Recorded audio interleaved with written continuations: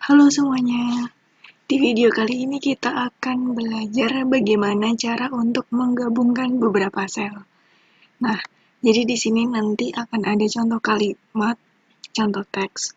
Nah, ini ada 5 teks ya, yang akan kita gabungkan menjadi satu kalimat dalam satu sel. Jadi ada teks pertama saya, teks kedua makan, teks ketiga dengan, teks keempat ayam, dan teks kelima goreng. Oke, ini akan kita gabungkan. Untuk caranya, nah di sini kita akan menggunakan dua cara.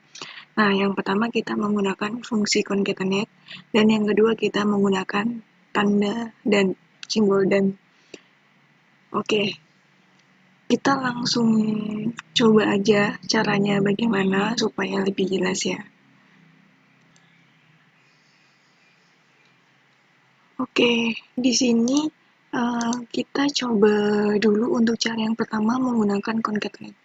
Nah, seperti biasa, kita memasukkan tanda sama dengan, kemudian rumusnya, buka kurung. Nah, di sini kita diminta untuk memasukkan teksnya. Jadi di sini kita bisa memasukkan lebih dari satu teks ya, bisa banyak teks. Nah, kita langsung aja, teks pertama kita masukkan A8 saya. Kemudian titik koma, ini menyesuaikan isi masing-masing bisa koma ya.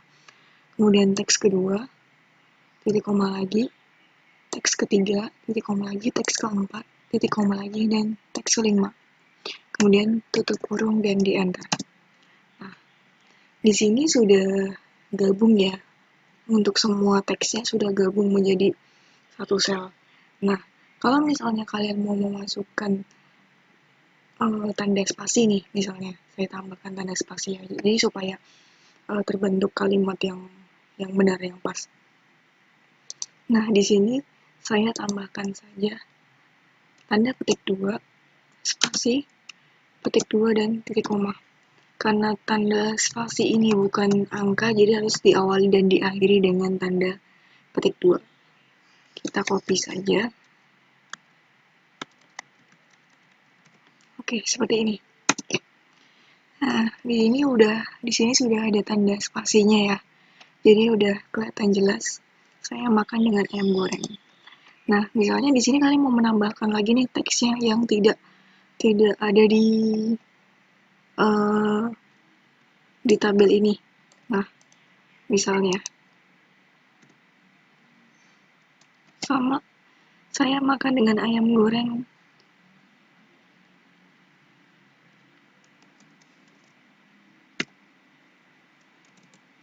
5 potong.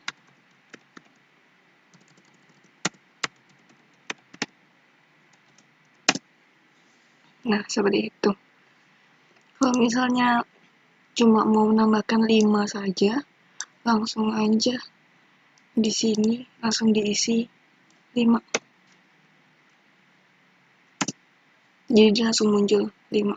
Seperti itu. Nah, kita coba menggunakan cara kedua ya, menggunakan simbol dan. Sama seperti yang sebelumnya, sama dengan.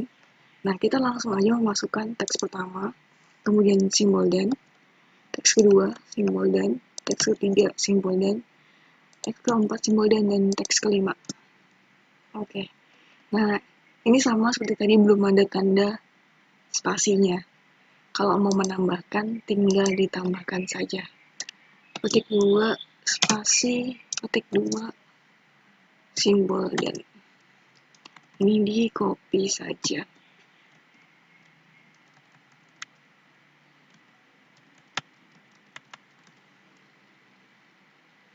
Oke, seperti ini.